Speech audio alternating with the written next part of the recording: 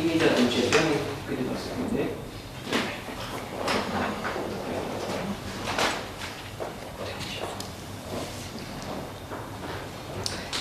Good afternoon, ladies and gentlemen. My name is Daniela, Munteanu, and today I am hosting the third episode of Resilience Talks, organized by the Euro-Atlantic Center for Resilience. Today's episode is very special because it is recorded on the 24th of June, the first day after the European Council has offered Ukraine and Moldova candidate country status and a clear membership perspective. To share views on this momentous event and explore what lies ahead for Moldova, I have the pleasure of welcoming His Excellency Mr. Victor Chirilă, the Moldovan ambassador in Romania. Good afternoon, Mr. Good afternoon. Ambassador. It is an honor to be able to meet for the second time here as always a pleasure. Euro-Atlantic Center for Resilience. Also joining us are Mr. Mihai Mogîldea and Mr. Sebastian Slavitescu. Mr. Mihai Mogîldea is the Deputy Executive Director of the Institute for European Policies and Reforms, and Mr. Slavitescu is an expert on democratic resilience and my colleague here at the Euro-Atlantic Center for Resilience. First of all, before we launch our dialogue, I think that congratulations are in order for our Moldovan guests and for the Moldovan people. The questions that I will be addressing are directed to all of you, since each and everyone has a very interesting perspective from the role that you have assumed. Yesterday, on the 23rd of June, the European Council decided that Ukraine and Moldova should be granted candidate status. How was the news received in Moldova, and how do you see this step in Moldova's essential process in the EU family? It has been a very good news. Long-waited news, but in the end, after 30 years, we've got it. And, you know, we lost some opportunities, but this one we couldn't lose it because it was probably the last one. So, and we got it, and we got it because our people understood 2 years ago that this is the moment.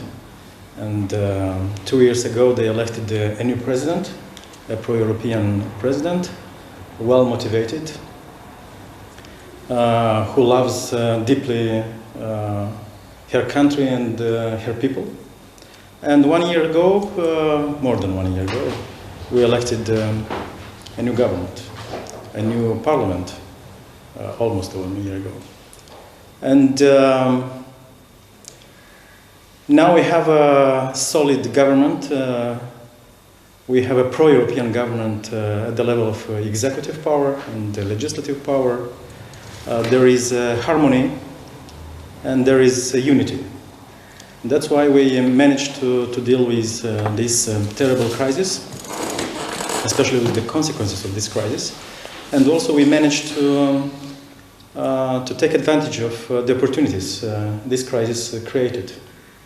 And because we managed to deal with refugee crisis, we managed to convince many partners in Europe that we deserve it. And it was a well-deserved effort because our authorities knew how to react. They mobilized very rapidly, and also they had the support of civil society and the society at large.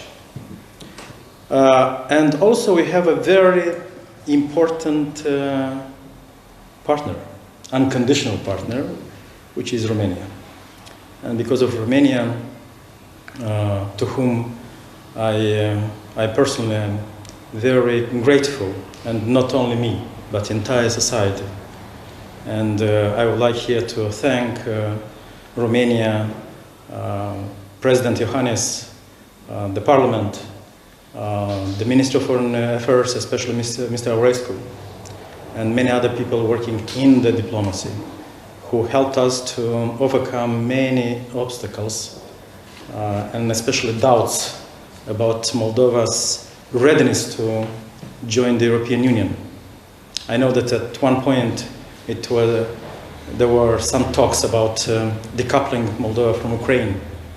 I was against it, and many diplomats in Moldova and the entire society was a little bit surprised by those talks, because we were from the beginning side by side with Ukraine. We were very much impacted by this crisis, and also we deserve it because we implemented many reforms, and we think that from the point of view of reforms we are quite advanced and ready to get this candidate status to the European Union. So I will stop here, and I will allow my colleague and my friend Mihai Mogîldea to continue. Thank you, Mr. Ambassador. Indeed, it was a long-awaited process in Moldova. It was an opportunity that Moldova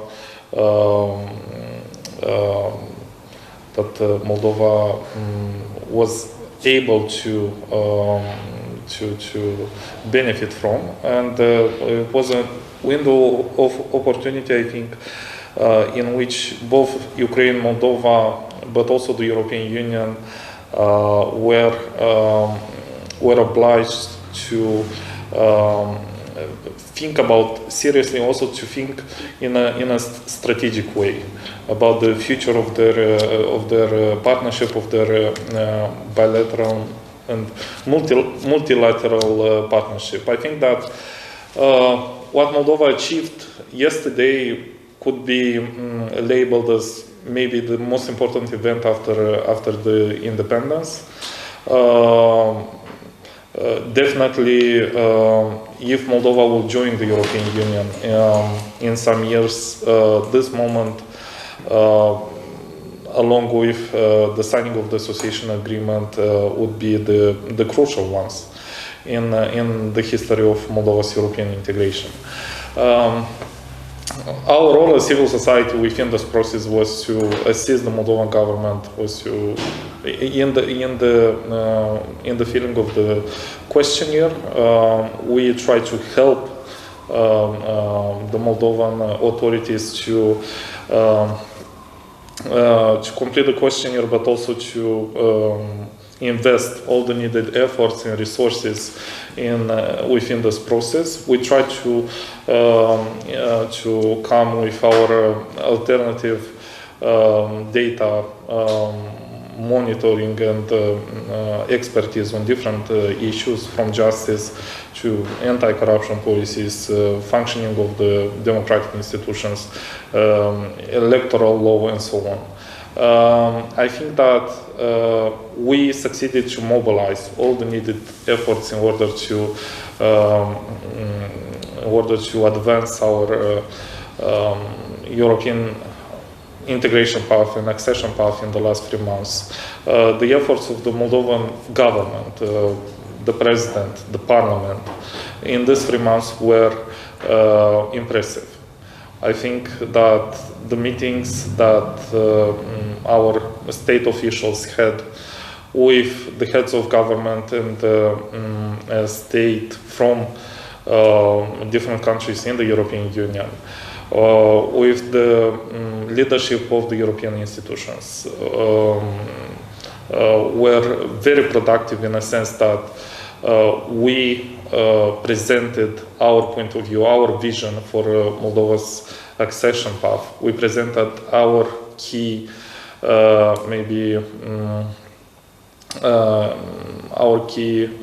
achievements, but also the way in which the European Union could benefit from a stronger partnership with Moldova.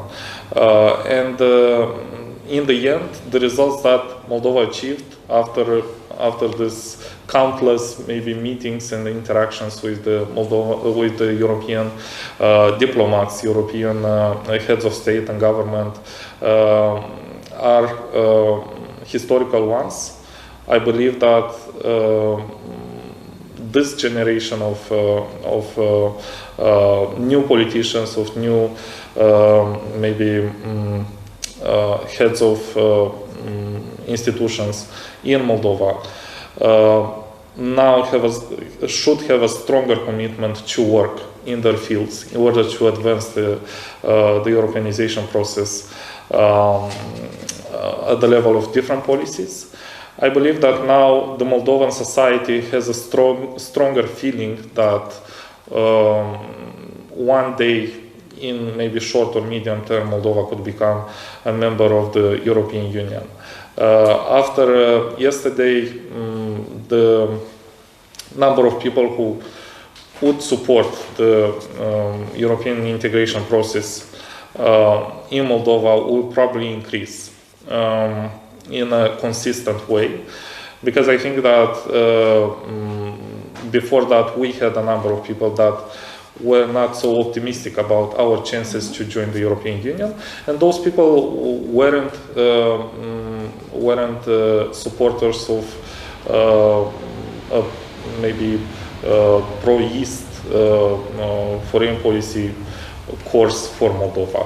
They were just a bit pessimistic about our chances to advance quickly on the European integration path. I think that those people will now join those who were convinced even before that we are a European country, and we will become one day a full member of the European community.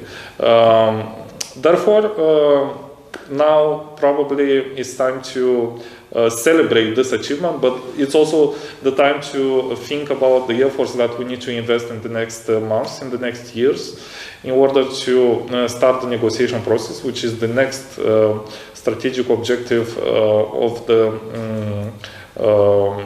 current leadership in Moldova. And probably this should be a shared objective of the Moldovan society as a whole. Because now the European integration, the European accession process becomes probably the strategic and the key maybe goal of the Moldovan society, of the Moldovan state as a whole, of all the stakeholders in the country, not only of the government. And this process should be promoted as an inclusive one. It's not only the political elite who is in charge of the process, it's also the Moldovan people who should be fully part of this modernization and Europeanization process of the country. We will talk at length about this, because this is a very important discussion to be had, but because it's such a long discussion, I don't want to move forward with it before asking you to transmit a message for the international community that is looking and congratulating, I am sure, the efforts, the very consistent efforts and all the investment that the Moldovan society, the Moldovan government, all the authorities have been making through the years in order to achieve this objective. And maybe it would be nice to have a little message for them, because I am convinced that everybody is looking towards Moldova now and looking with hope. And for all the people that we will be sharing the interview with, what is the message of Moldova at this momentous time? At this historical time? Of course, the first message is of gratitude to all those 27 partners who supported our request to join the European Union, to give us the candidate status. The second and also the most important message would be, we just started a new and a long, I hope, short way.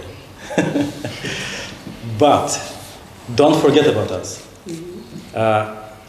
Keep your focus on us, because we need you. We need your political support, but we also need your expertise, your assistance, technical assistance, and of course financial assistance. We were hit very much, very hardly by this crisis, economically, socially. So at the same time, we have to deal with these very dangerous consequences. But at this, also, in parallel, we have to implement reforms. That's why we have to take care of our society, to maintain stability in our country, economic stability, social stability, and by doing this to keep the focus of our society on what has to be done in the next couple of years. We have a saying in Romanian society, Romanian saying, hit the metal until it's hot. So we have to hit it hardly, and to have swift progresses on implementing those conditionalities put forward by European Commission and European Union in order to start the negotiations for joining the European Union. And I hope this will be done very swiftly. By doing this, to be able to start negotiations in the next 2 years, at maximum. We don't have the privilege to lose another 10 years. We have to move very fast, and if society will be close to the government, I think we'll support the government, but this depends very much how we will deal with the economic consequences of this crisis, of course. I think we'll be able to implement those reforms and to see the results of those reforms. And the big conditionality is to reform the justice system in Moldova, and also to get rid, at least, of the most corrupted politicians and judicial officials from our system. And this will send a very important signal to our partners that we are serious. And we will not wait too much, because even if we've got this status, this is just a little step forward. We need to ensure that the country will remain focused on reforms, that our security will be consolidated in the coming years, and our path is clearly drawn before us. So don't forget about us. Remain close to us. We are serious about our engagement, our commitments, and we need you. This is our main message, more than before. Thank you. If you allow, just a quick follow-up, because you already mentioned the unconditional support of the Romanian government and honestly the entire society. How does Moldova perceive the support of other European member states in the region, and why not the 27 of them? France was surprisingly the message of Mr. Macron when he visited Moldova. I mean, it changed everything. So until then, we had some doubts that we will get the candidate status. After that, it was clear that France is with us, and not only France, Germany, of course, always, for many years, was side by side with Moldova, and also Italy, Spain. We managed during the last 4 months or almost to convince many people in the most important capitals that we deserve it and we are ready for it. So it's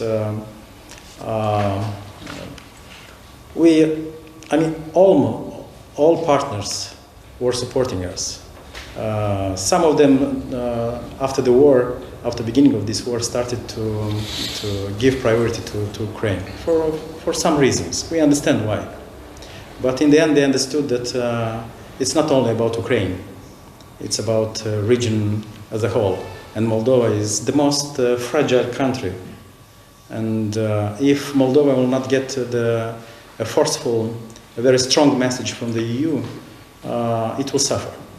It will invite many troubles to Moldova.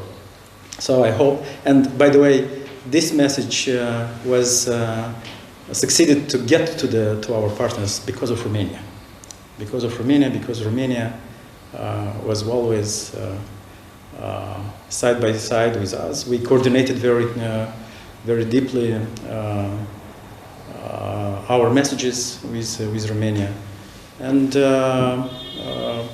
Romania understood that this is the moment, the opportunity that has to be successfully exploited, and we did it together. It was funny because last night I was reading a tweet, because the Twitter was on fire after the announcement, and somebody was saying Moldova and Ukraine doesn't have 25 partners, but 400 million partners. And that was it was well put. From the beginning of the conflict in Ukraine, Moldova has seen a huge influx of refugees and has been very seriously affected by this, especially if we are to think of the proportion of the country, the GDP, and everything else compared to the neighbors. How do you explain the extraordinary resilience of Moldova in dealing with the refugee crisis? And we have to congratulate you on the way that you have managed to deal with things. Just a short comment, then I will give the opportunity to Mihai to continue. First of all, before the crisis, there were many critics that this government is a new one, it's a young one, they lack human and institutional capacity and experience. In a way, it's true. But despite all these vulnerabilities, weaknesses, some of them objective weaknesses, they succeeded to deal quite well with this crisis. Not only with this crisis. Before that, there was an energy crisis, and also economic crisis started to be felt in Moldova, and they managed to in all this dangerous context, they managed to maintain stability in the country. They managed to maintain, to avoid any ethnic divisions in the country. They avoided political and social turbulences in the country, and they started to get ready for the refugee crisis before the crisis started. Contingency plans already were in place before the crisis started. So coordination, and it was a coordination coming from the top, from the President's office, also the government, the Prime Minister, and also institutions, because we in key places we had people with experience. At the Ministry of Interior, at the border police, we had and have people with experience. In the government, at the level of the office of Prime Minister, and also the President office. So good people in place with experience, working in the institutions, good coordination, people focused and united with the same to achieve the same goal, and also they had the support of civil society. Civil society was already ready, because for a long time, Western partners managed, and especially European Union, also Romania and Germany, managed to build a vibrant civil society in Moldova. Not only in Chișinău, as it used to be the case, let's say 12 years ago. Now we have a good network, extensive network of civil society organizations who know how to work. Maybe Mihai can help and us. Here I pass the floor to Mihai. the perspective of the civil society. Yes, yes, I think the civil society, but generally the whole society played a very important role in the managing of the refugee crisis. If we look at the numbers from all the refugees that are still in Moldova and were in Moldova from April until nowadays, only 10% of them were accommodated in the refugee centers. after, of course, the evaluation of their necessities and so on in the very beginning. Most of the refugees were either accommodated in at the homes of their relatives or friends from Moldova, or they found accommodation on their own. It means that in Moldova, of course, a multi-ethnic country with around 25% of minorities, the refugees could actually find in a quite in an easy way support from their relatives, friends, from the Moldovan people in a very complicated situation in which they are right now.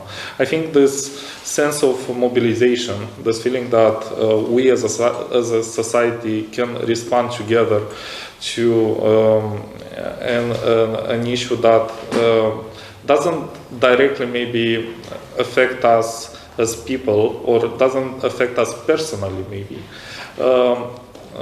represents a strong sign of support, a strong sign that the Moldovan society kind of unified for helping the Ukrainian people. And here we speak about the resilience. I mean, the resilience of the society as a whole. I mean, I believe that in these complicated times, the society understood that only by unifying our resources, by unifying our capacities, we can respond to an issue that is affecting a relevant number of people, and through our efforts we can complement the efforts of the government, the efforts of the ministries, of the agencies in responding to this issue. I believe that the managing of the refugee crisis can be a very good case study for analyzing how both the government and the society kind of mobilized in order to respond to a social issue, an economic issue, and why not also a political issue. We know that from the experience of the European Union, for example, in managing the refugee crisis in 2015 until 2017, 2018, a humanitarian crisis can have repercussions over not only to the economic sphere or social sphere, but also to the political sphere, and to the integrity, the functioning of, in this case, of the European Union, in our case, of the Moldovan state. And that's why I think that this case can be a good example on how to react in complicated situations, and probably our resilience as a whole kind of consolidated after these complicated times. Even nowadays in Moldova, we should maybe underline this,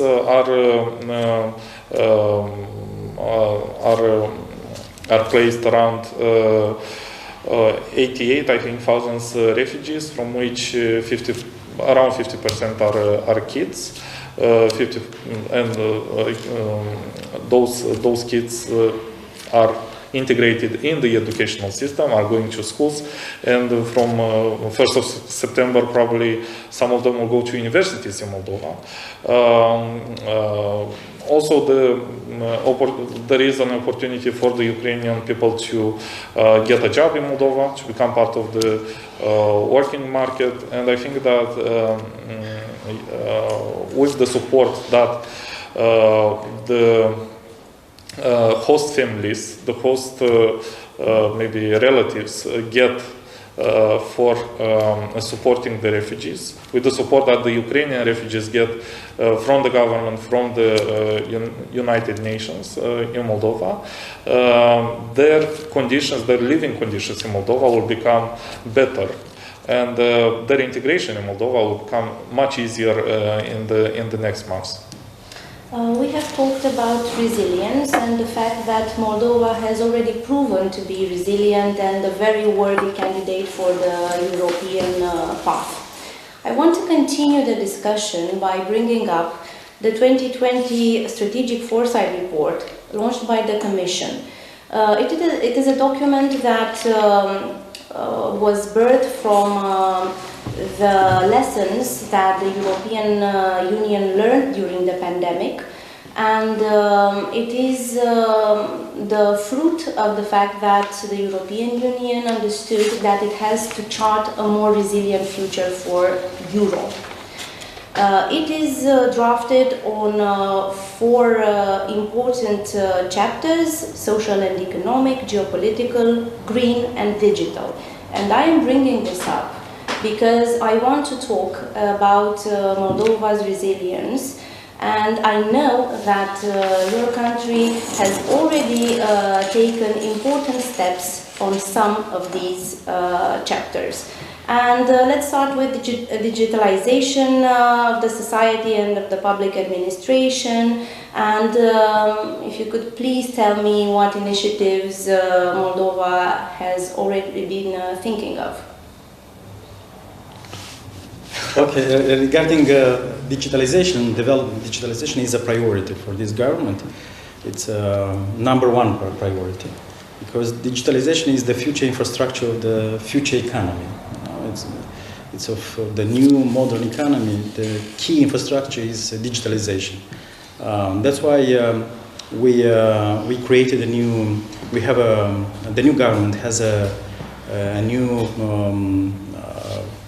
official dealing with responsible for digitalization. This official is a high-ranking one.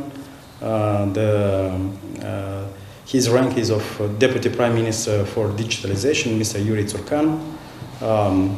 I know that right now they are working. Our government is working on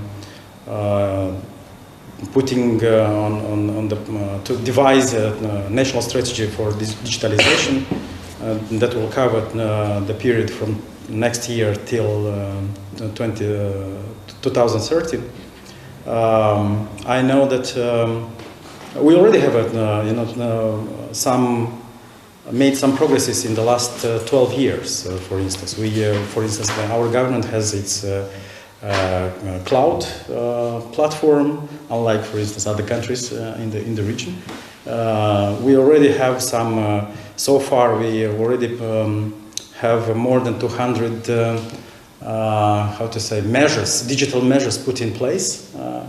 Yes, now recently our government decided to launch so-called Smart ID, certain Smart ID, which would allow, for instance, to every citizen in Moldova, just to download this application called Modesign and to use digital services from his or her iPhone. So we are quite advanced. Advanced comparing with other countries, neighboring countries in the region. Recently, the Romanian Minister for Digitalization and Innovation and Research was in Moldova just a week ago, and he met with our Deputy Prime Minister for Digitalization, and they agreed to set up a joint commission not unite, but to create kind of interoperability between our digital system and data. It's a good news. By the way, I talked about this today with Deputy Chairman of Google from United States, and he was very much interested in this idea and the opportunities which might come from this project. And he promised to come as well in the near future to Moldova and to meet with the partners. He has good ideas to start some project with civil society and also with government institutions dealing with digitalization in Moldova. By the way, I invited him to a conference, but I understand his agenda is quite busy. But in the near future, he promised to come in Moldova and to agree on some projects with our government and civil society partners. Also on disinformation and fighting Russian propaganda. This would be my next question. We have seen that the Moldovan society has wholeheartedly embraced the European path, but I think there are still forces that are not equally happy with this decision and the pro-Western path that Moldova has taken. Nevertheless, I think it's very important to talk here today of the initiatives that Moldova has already set in place in order to keep on moving on its democratic and pro-European path and to preserve its democratic resilience and its societal resilience. What can you tell us about that? Well, indeed, I think we made a few steps forward, especially in the last months, on countering disinformation propaganda in Moldova. There is a new law that was voted in the second lecture by the Parliament, and from today it should become already fully fledged as part of the Moldovan legislation and should become operative.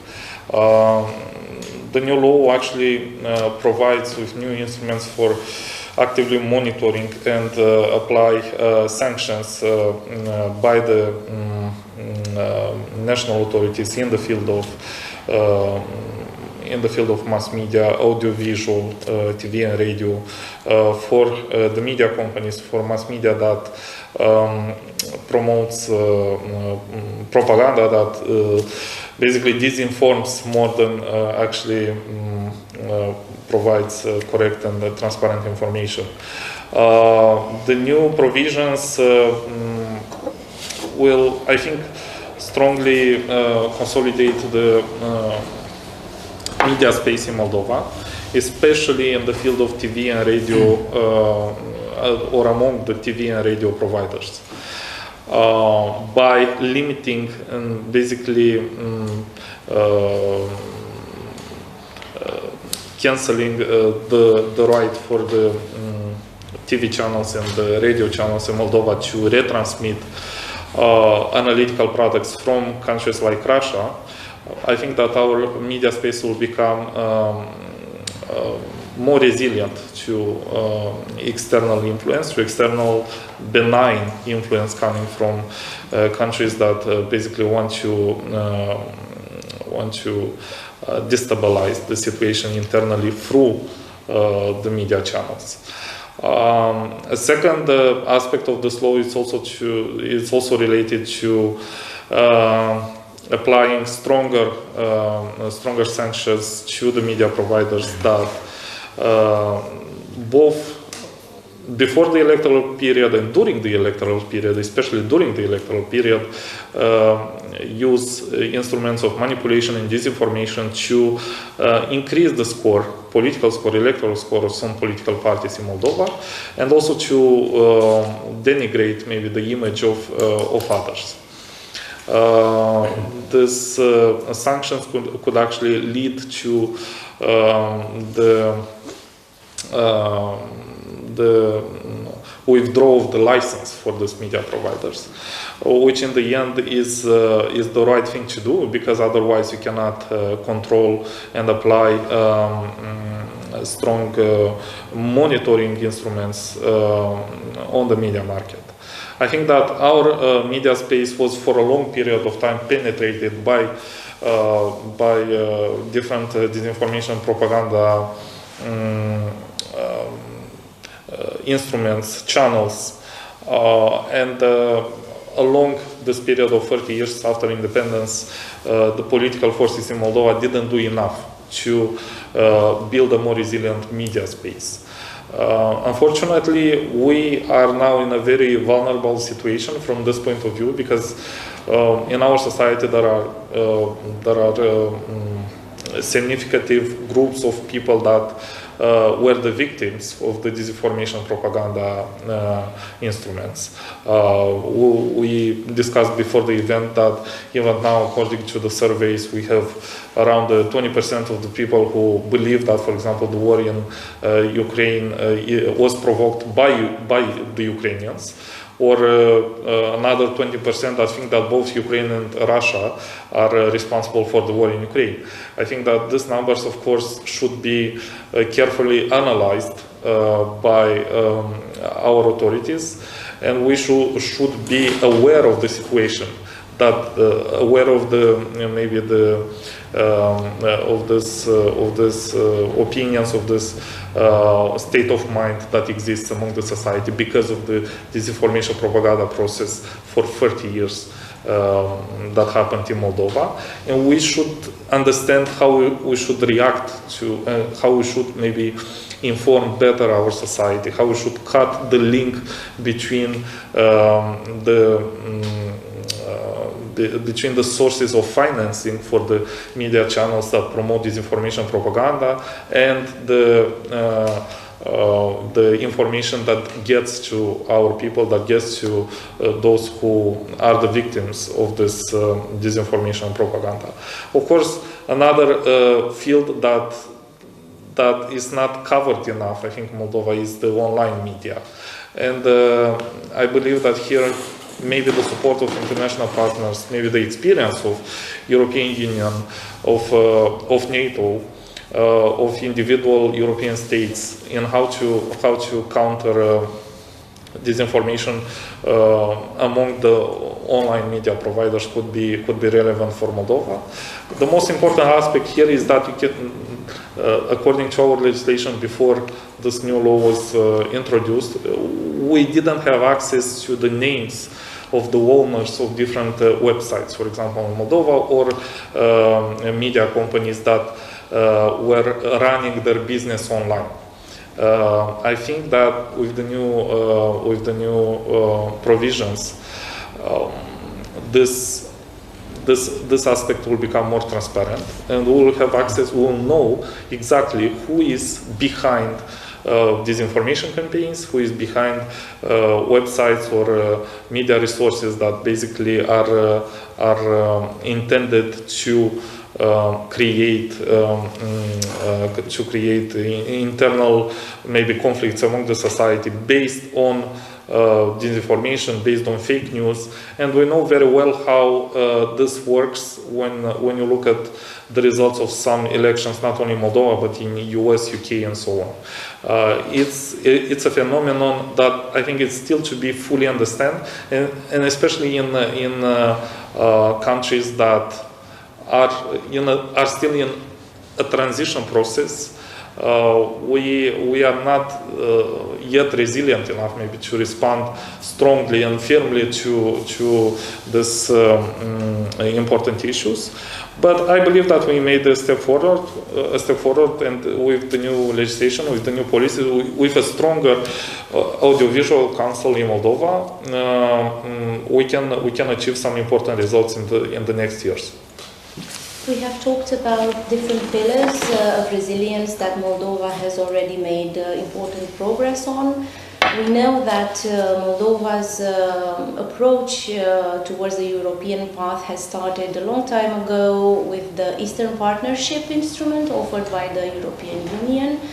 And through this instrument, which was devised in order to increase political and economical integration, Moldova has already made important steps on its energetic resilience. Looking forward, what are other pillars of resilience that Moldova will prioritize and that may be extremely important going forward? Of course, first of all, economic resilience, because if people will feel that they have benefits, material benefits, that their daily life is improving, they will look with other eyes on the actions taken and decisions taken by the government. So that's why we need to. This war has accelerated the trend along already. A long trend, which is reorienting our economy to European markets and to other, not only European markets, but also to other countries, like for instance Arab countries. when war started, we were approached by the government officials, institution, even from the Ministry of Foreign Affairs, and being asked to help our exporters of fruits, who until then used to export to Russia, to help them to export in the European Union, in Romania. So, and the data, the recent data show that actually we managed, together with them, I mean, with the business community, with the exporters, to reorient a part of those exports to a Romanian market, to a European market as a whole, to our Arab countries market. So a quite important volume of fruits, for instance apples, went to the new markets. So we shown that we can do it. Before we've done it with the wine exports, now with the fruits. The main economic market is Romania. We are exporting more in Romania than in Russia. So this is the reality. And of course, the most important market is European market of all those 27 partners. We are exporting more than 60% of our products to European Union. And so, of course, we would like to have good relations, economic relations, trade relations with Russia, but in the current context, it seems would be harder and harder to do it. So that's why our business community understood that it's time to diversify the markets in the world. And they are doing quite well. They are uniting in the associations in order to be much more successful on other markets, to build common brands for their products. For instance, yesterday I met at our embassy. I helped them, our exporters of bee products, of honey, not only of honey but bee products, to meet with importers from Romania and to agree on a common strategy to import honey here, more honey than before here in Moldova. Before we've done the same way with exporters of apples. So this year, our exporters of apples,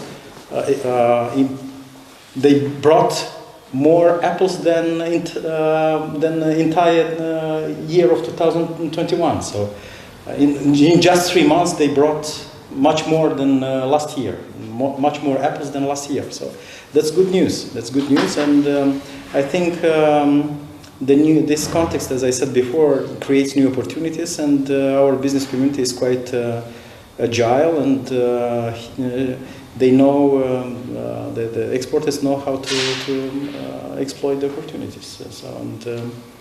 But the next resilience is energy, of course. Still we are fragile, yes. We managed to maintain stability, but we managed because of support of Romania and Ukraine. Now we need to find new sources of energy sources, for instance, of gas imports. And it's good news. The good news is that the European Union included us in the common platform to negotiate natural gas imports from other sources. And we hope that in the coming months we will be much more prepared for the next winter season. Also, we are in a constant dialogue with Romania. I know that already Romania started to store gas for Moldova in the underground storages here. Already our government, our authorities announced a tender to import gas from other sources, and the money will be provided, the credit will be provided on good terms, quite good terms, by EBRD, European Bank for Reconstruction and Development, and 3 companies from energy companies from Romania already enlisted themselves to take part in this tender. It's NG, is OMV Petrom, and Romgaz. And I know, for instance, because I met all of them, I met also people from Black Sea Oil and Gas, the company which started already to exploit the gas from Black Sea. and the gas is running already. 2 weeks ago they started, yes. And all the amount of gas which is going to be exploited, extracted by this company, already is bought by NGA. So NGA will have an amount of gas that could be also delivered to Moldova. The big question is not volume of gas. We don't need to buy entire gas volume. We need it. We need, for instance, the right bank of Nistru. I mean, the part we control, our authority control, needs 1.3 billion cubic meters of gas. We don't need to procure an entire volume, entire 1.3 billion metric cubic of gas. We need a couple of million, hundreds of millions. And I think I was assured by a Romanian company that this volume can be found, can be delivered to Moldova. The big question is the price, because the price could affect the prices of food, the prices of energy, electricity, of heating, of everything. So that's why we are appealing to United States, to our Western partners, to help us to be able to compensate at least part of this price. And I think our request has been heard. And soon, in the coming weeks, probably European Union will provide us with a part of this compensation sum. But we need more. We need more. So gas will be found. The big question is the price. And here, Moldova has to be helped by Western partners. Thank you. Since I have been the one asking almost all of the questions up to this point, I don't want to be selfish, and I am taking this opportunity to invite my colleague experts to address their questions, since we have the honor of having Your Excellency here. Maybe you have some questions, and then I will be drawing the conclusions and wrapping up. Yes, just another point. I mentioned the economy, I mentioned energy. Another point is societal resilience. I mean, it's we still have to take into account that our society is a little bit divided on when it comes to geopolitical direction of development. So it's and the problem, the solution is not only to fight propaganda and disinformation. There are people who doesn't matter. They will, they are nostalgic about Soviet times. They used to live in Soviet times. They believe and trust only some sources of information. What we need to do is to build a new generation of citizens, and here the biggest role is of education.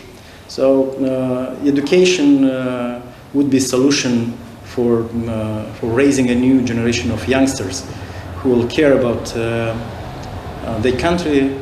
They will be much more open-minded to new ideas, to new world, Western values, let's say.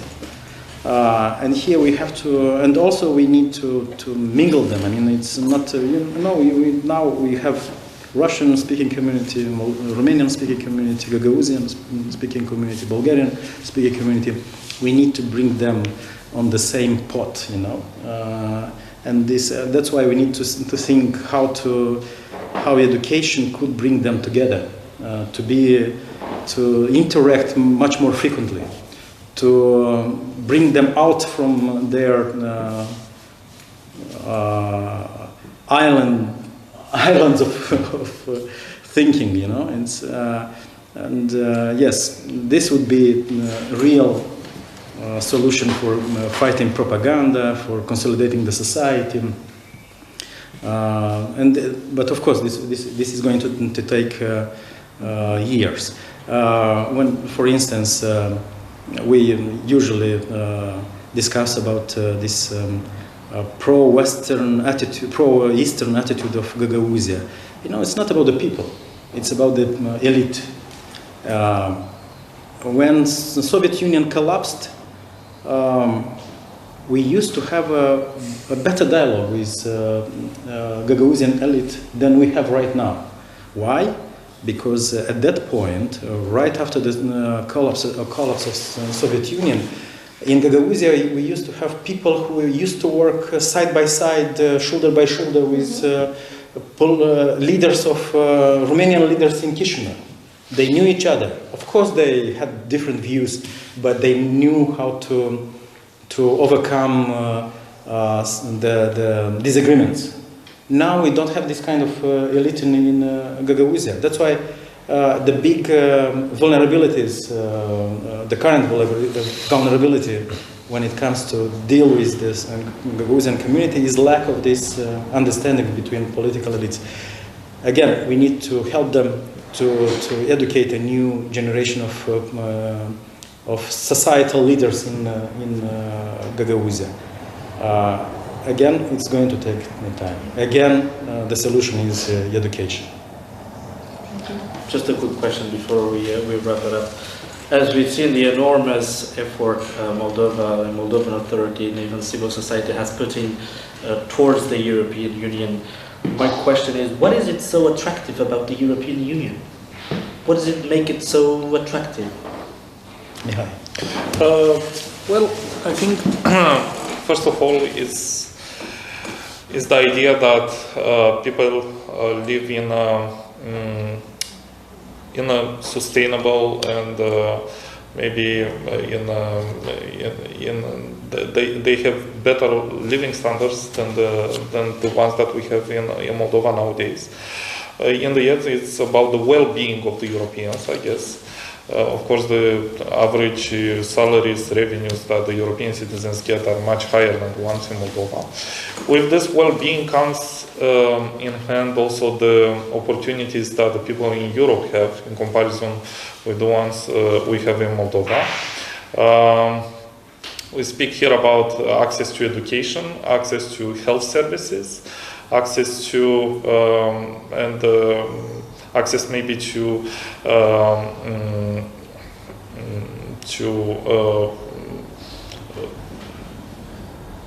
access to better or access, for example, to an independent justice system. Why not? And the opportunity to solve many issues that are common for the average citizens by accessing the public services. I guess the idea here is that overall, beside European values, beside democracy, that is key for the functioning of the society. I think the Moldovan people appreciate the most the opportunities that they have once they interacted, once they traveled, once they lived maybe in a EU country. I think that because many Moldovans have either relatives or friends residing now in the European Union, they know that EU is a space of well-being. First of all, it's a space of better living standards, and that's what they look for. Firstly, and secondly, of course, I think there is a new generation right now of youngsters that also appreciates the values in which they were raised or educated, even in Moldova. I mean, with freedom of speech, with freedom of organizing yourself in a group or in an initiative among your community, the opportunities that they have even in Moldova right now, and which they want to basically find in the next years, the opportunities in which they want to maybe build their career and their future life. I believe that EU it's a mix of both. It's a mix of values and well-being. And overall, if you will ask, I think our citizens what they appreciate the most, they will refer to these aspects. And of course, the key and the most relevant aspect here is that didn't only find out about that from news or from their relatives or friends. Most of them actually went to the EU and actually lived these opportunities on their own. I think with the visa-free regime, we already have a big proportion of the population who travel to the EU. I think we have around 70 to 75% of the people who went to the European Union who benefited from this regime, and that's only a confirmation that we are moving probably in the right direction, and we start to access all the benefits that the European Union is offering to Moldova. Thank you for your valuable insights. We have had a very fruitful discussion, I think, on all things resilience, all major aspects of resilience, measures that will be taken into consideration and implemented on both the short term and the long term. And thank you so much for giving us so generously this chunk of your time, for helping us understand the European path that Moldova is on and that Moldova will be continuing on from the perspective of resilience. And I think that the only conclusion that we can draw after this discussion is that Moldova and the EU are stronger together. Thank you for your contribution. It was a pleasure. Thank you very much for inviting. Always a pleasure to be here, and always open to other opportunities to discuss interesting subjects. So, until next time, Ambassador. Yes. Next time. We haven't discussed about Transnistria today. So, there's always tomorrow. Yeah. But because today I gave an interview to Radio Free Europe, and they asked me about Transnistria. Will Transnistria be an obstacle for our full integration to European Union? And I said no. They haven't been an obstacle to Moldova when we negotiated and signed association agreement and free trade agreement with the European Union, and they will not be this time as well. So I'm sure they will be part of European Union as well. Already part of the business is quite connected to the European Union. The economy is already connected to European Union. Youngsters are traveling more and more to European Union, so they will not create any, I mean, they might try, but they will not succeed. So I'm pretty sure Transnistrian problem will be solved in parallel with our integration to European Union. Okay, thank you for that insight.